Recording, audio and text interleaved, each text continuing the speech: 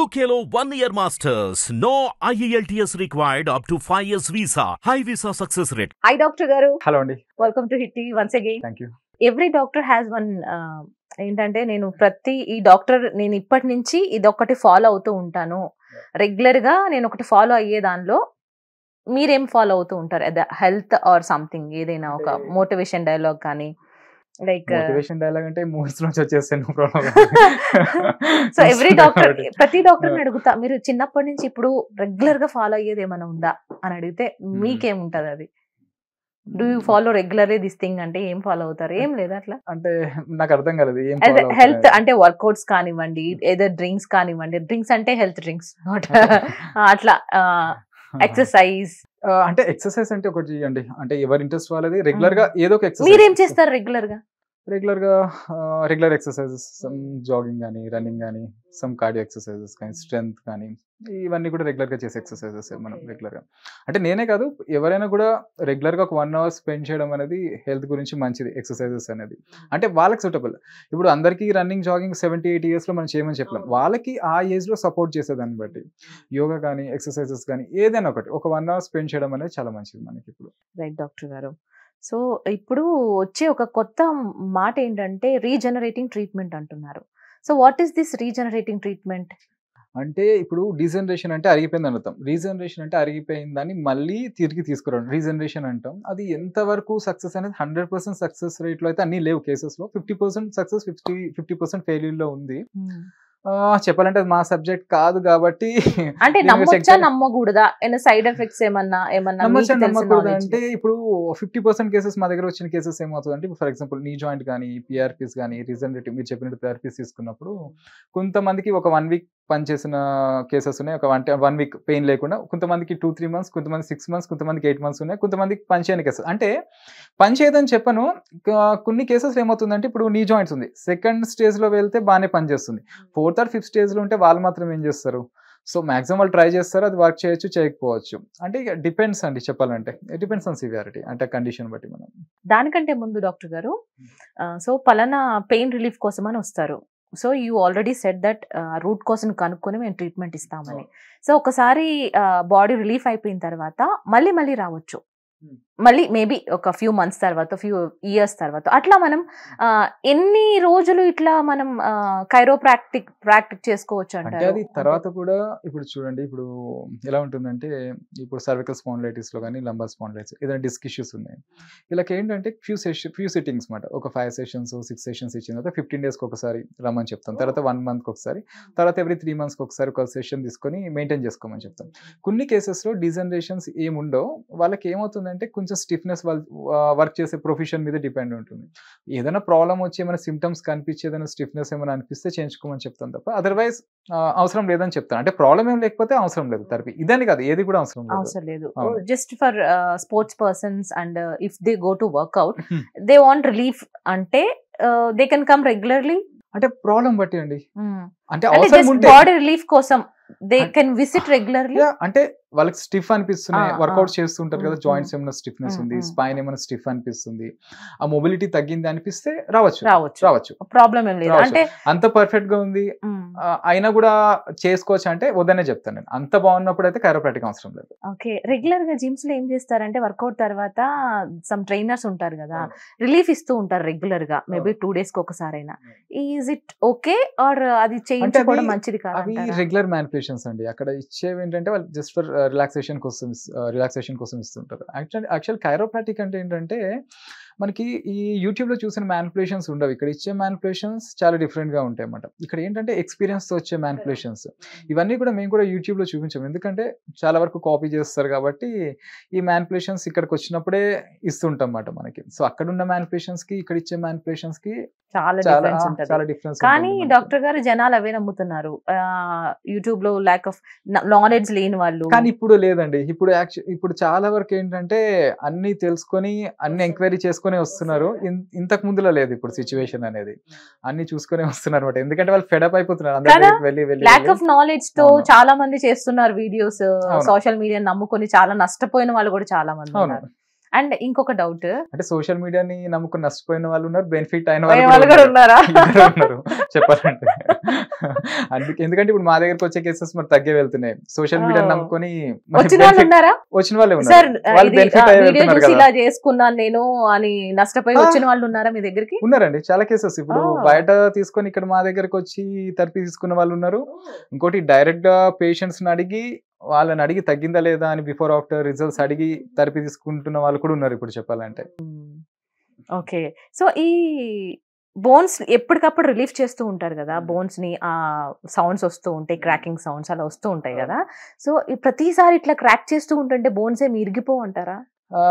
అలా అని చెప్పను, కానీ ప్రతిసారి క్రాక్ చేయడం వల్ల తొందరగా జాయింట్ పెయిన్స్ వచ్చే అవకాశం అయితే ఉంది. ఇంతకుముందు నేను చేసిన వీడియోస్లో ఒక టాపిక్ తీసుకున్నాను, ట్రైబోన్యూక్లియేషన్. అంటే ఈ క్రాక్స్ చేయాలా లేదా అనేది, అసలు ఏంటి దేనివల్ల అనేది అనమాట. అంటే ఎక్కువ చేయడం అనేది అయితే మంచిది కాదు. ఎప్పుడో ఒకసారి once in while okay, once in while okay, ఎప్పుడు రెగ్యులర్ గా మాత్రం చేయకూడదు. సో పర్టికులర్ గా జిమ్ పర్సన్స్ అండి, రిలీఫ్ కోసం ఇందాక మళ్ళీ చెప్తాం, వాళ్ళకి ఏం చెప్పాలనుకుంటున్నారు? జిమ్ పర్సన్స్ కి ఫస్ట్ వర్కౌట్ స్టార్ట్ చేసే ముందు, వెయిట్ ట్రైనింగ్ స్టార్ట్ చేసే ముందు ఫస్ట్ వాళ్ళు ఏంటంటే ఫ్లెక్సిబిలిటీ ఇంక్రీజ్ చేసుకోవాలి. దాని తర్వాత ఇంకొకటి ఏంటంటే ఫస్ట్ బ్యాక్ స్ట్రెంథనింగ్ ఎక్సర్సైజెస్ చేసుకోవాలన్నమాట. ఇప్పుడు మేము చూసిన కేసెస్ ఏంటంటే 18-19 ఇయర్స్కి లంబార్లో అంటే నడుములో ఈ డిస్కస్ అనేది బల్జెస్ బయటకు వచ్చి కాళ్ళలో తిమ్మిర్లు వస్తున్నాయి అన్నమాట. అది ఏమవుతుందంటే చాలా మంది జిమ్కి వెళ్ళగానే ఇప్పుడు మూవీస్ చూసి తొందరగా బాడీ బిల్డ్ చేసేద్దాం, మజిల్స్ తొందరగా బిల్డ్ చేసేద్దాం అంటే అలా చేయకూడదు ఎప్పుడు కూడా. ఫస్ట్ మన బ్యాక్ మజిల్స్ స్ట్రెంత్ చేసుకోవాలి. బ్యాక్ మజిల్స్ స్ట్రెంత్ చేసుకున్న తర్వాత వెయిట్ ట్రైనింగ్, ఎస్పెషలీ ఈ లోవర్ ఎక్సర్సైజెస్లో, లోవర్ లిమ్ ఎక్సర్సైజెస్లో. సో అప్పర్ దాంట్లో కూడా నెక్ మజిల్స్ కొంచెం స్ట్రెంత్ అయ్యే ఫస్ట్ మనం కొంచెం బేసిక్ ఎక్సర్సైజెస్ అన్ని చేసుకున్న తర్వాత వెయిట్ ట్రైనింగ్లోకి వెళ్తే చాలా మంచిది అనమాట మనకి. ఇంకొకటి ఏమవుతుందంటే ఎక్కువ మనం బెండింగ్ వెయిట్స్ అయితే లిఫ్ట్ చేయకపోవడమే మంచిది నన్ను అడిగితే ఇప్పుడు అన్నట్టు. ఎందుకంటే ఆ వెయిట్ డెడ్ లిఫ్ట్స్ కానీ ఎక్కువ బెండింగ్ వెయిట్స్ ఈ లాట్స్కి బెండ్ అయ్యి లిఫ్ట్ చేస్తుంటారు, దానికి సరిగ్గా కార్సెట్స్ యూజ్ చేయరు, లంబార్ బెల్ట్స్ అనేది. సో అవన్నీ చేసే ముందు కొంచెం బ్యాక్ స్ట్రెంథనింగ్ చేసుకొని కేర్ఫుల్గా చేయడమే మంచిది. ఎందుకంటే ఇప్పుడు చాలా కేసెస్లో చూస్తున్నమాట, ఇప్పుడు 100 మందిలో ఒక 10 మందికి అయితే ఇప్పుడు 18 నుంచి 20 ఇయర్స్ మధ్యలో ఈ లంబార్ స్పాండిలైటిస్ అంటాం, ఈ డిస్క్ బల్జెస్ అంటాం, ఈ డిస్క్స్ అనేది బయటకు వచ్చి కాళ్ళలోకి తిమ్మిరి వచ్చేస్తుంది. సో ఇవన్నీ కామన్గా చూస్తున్న కేసెస్ అనమాట. సో కేర్ఫుల్గా కొంచెం first back strengthening exercise 1 month కేర్ఫుల్గా చేసుకొని తర్వాత వర్కౌట్స్ వెయిట్స్ మీదకి వెళ్తే బెటర్ నన్ను అడిగితే, స్ట్రెంత్ ట్రైనింగ్ మీదకి. సో ఎట్ లాస్ట్ ట్రైనర్ తోటి మనం రిలీఫ్ చేయించుకోకూడదు అంటారు? అలా ఏం లేదు, వాళ్ళకి ఎక్స్పీరియన్స్ ఉంటే చేయొచ్చు. అంటే మనం ఎవరిని తక్కువ అనలేము, వాళ్ళ రెగ్యులర్గా చేసి అంటే అన్నీ చేయరు కదా, చిన్న సింపుల్ మ్యానిపులేషన్స్ కాబట్టి పెద్ద ఏముండదు. ఎక్కువ ఫోర్స్ అప్లై చేయకుండా ఉంటే మంచిది వాళ్ళు, అంతే. డాక్టర్ గారు, అది లాంగ్ లాస్టింగ్ పెయిన్ అనుకోండి, due to accident or some other reasons, years నుంచి ఏదో ఒక పెయిన్ ఉంది, that is neck pain, spine pain, ఏదో ఒకటి కానీ, సో దాన్ని కూడా ఈ కైరో వల్ల క్యూర్ చేయొచ్చు అంటారా? నేను ఇందాక చెప్పింది అదే, అంటే పెయిన్ దేని వల్ల వస్తుంది చూసుకోవాలి ఫస్ట్ థింగ్. మనకి రూట్ కాజ్ నుంచి ట్రీట్ చేస్తే అది డెఫినెట్గా క్యూర్ అవుతుంది. ఈ కైరోప్రాక్టిక్ అంటే ఏంటి, జస్ట్ మనం మస్కులోస్కెలిటన్ సిస్టంలో ఏదైతే ప్రాబ్లం ఉందో అది కరెక్ట్గా ఎగ్జామిన్ చేసి మళ్ళీ దాన్ని సరైన పద్ధతిలో అడ్జస్ట్ చేయడం, అంతే సింపుల్గా. మన హ్యాండ్స్ ఏ మెషినరీస్ యూజ్ చేయకుండా. సో మనకి స్పైన్లో ఏం లేదు ప్రాబ్లం, అయినా హెడేక్స్ వస్తున్నాయి. సో ఏంటి కారణం? ఇప్పుడు దానివల్ల మన కైరోప్రాక్టిక్ చేసి యూజ్ ఏముంది? ఇక్కడ ప్రాబ్లం ఉంటే సో దానివల్ల వస్తుంది, స్పైన్ వల్ల మనకి ఇప్పుడు ఇప్పుడు నెక్ ఉంది, ఇప్పుడు ఫర్ ఎగ్జాంపుల్ హెడేక్ వస్తుంది, నెక్ వల్ల వస్తుంది, ఇప్పుడు నా సర్వికల్ స్పాండిలైటిస్ ఏమైనా ఉంది, డిస్క్ ఇష్యూస్ ఉన్నాయి. సో దానివల్ల వస్తున్నప్పుడు దాన్ని ట్రీట్ చేస్తే క్యూర్ అవుతుంది. ఇప్పుడు దానివల్ల కాకుండా అదర్ ఫ్యాక్టర్స్ వల్ల వస్తుంది. సో ఇప్పుడు నవేడేస్ ఈ స్లీప్లెస్నెస్ అంటే చాలా మంది సరిగా నిద్రపోరు ఒక 1-2 అవర్స్ కన్నా కూడా. సో వాళ్ళలో కూడా ఈ హెడేక్ ఉంటుంది. ఇంకొకటి ఏమవుతుందంటే ఇప్పుడు ఫైబ్రోమయాలజియా అంటాం. సో దీంట్లో కూడా మనకు చాలా వరకు హెడేక్స్ కానీ వన్ సైడ్ ఈ నెక్ పెయిన్స్ ఇవన్నీ కూడా కామన్గా ఉంటాయి అన్నమాట. సో ఇంకొకటి ఇప్పుడు నవేడేస్ ఏంటంటే సైంటిఫిక్గా ప్రూవ్ అయింది కూడా, ఈవెన్ స్ట్రెస్ వల్ల కూడా నాట్ ఓన్లీ బ్యాక్ పెయిన్, బాడీలో ఎక్కడైనా జాయింట్ పెయిన్స్ వచ్చే అవకాశం ఉంది. ఇప్పుడు అదొకటి. సో ఇవన్నీ మనం చూసుకోవాలి దేనివల్ల వస్తుంది ఈ ప్రాబ్లం అనేది. సో అవన్నీ, ఇంకోటి nutrition deficiencies, even gastrointestinal deficiencies కూడా, అసిడిటీ వల్ల కూడా హెడేక్ వస్తుంది మనకి చెప్పాలంటే. ఇవన్నీ మన పల్మనరీ లంగ్ ఇష్యూస్ వల్ల కూడా వీళ్ళకి ఏమవుతుంది, ఈ బ్రీతింగ్ అనేది సరిగా ఉండదు. సో ఈ ఫోర్స్ఫుల్ బ్రీతింగ్ వల్ల కూడా హెడేక్ వచ్చే ఛాన్సెస్ ఉన్నాయి. సో ఇవన్నీ చూసుకోవాలి దేనివల్ల వస్తుంది అనేది మనకి. సో ఇన్ని సిట్టింగ్స్ తర్వాత ఎస్ ఇది మీకు తగ్గదు, మీరు తప్పకుండా సర్జరీకి వెళ్ళాలి అని ఎప్పుడు మీరు చెప్తారు? అంటే ఫస్ట్ థెరపీ ఇవ్వకముందే డిసైడ్ చేయొచ్చండి. ఇది తగ్గుతుందా లేదా అనేది ఎంఆర్ఐస్‌లో క్లియర్‌గా ఉంటుంది. ఇప్పుడు 100%లో 70% తగ్గుతుందంటే 70% తగ్గుతుంది, 50% తగ్గుతుంది, 50% తగ్గుతుంది. కొంతమందిలో 99% తగ్గుతుంది. సో ముందే చెప్పేస్తాం. మా వల్ల కానప్పుడు సో ఇక్కడ చూద్దాం అనేది ఏముండదు. సర్జరీకి వెళ్ళిపోమని చెప్తాం డైరెక్ట్‌గా. న్యూరోస్ కానీ, ఆర్థోపెడిక్స్ కానీ రికమెండ్ చేస్తాం డెఫినెట్‌గా మేము ఇక్కడ. Do you have any disadvantages in Cairo? అంటే లైక్ చిన్న పిల్లలు, అంటే చిన్న పిల్లల కంటే ఏ ఏజ్ నుంచి చేస్తారు మీరు? అబౌట్ 10 ఇయర్స్ అని చెప్పొచ్చు. About 10 years.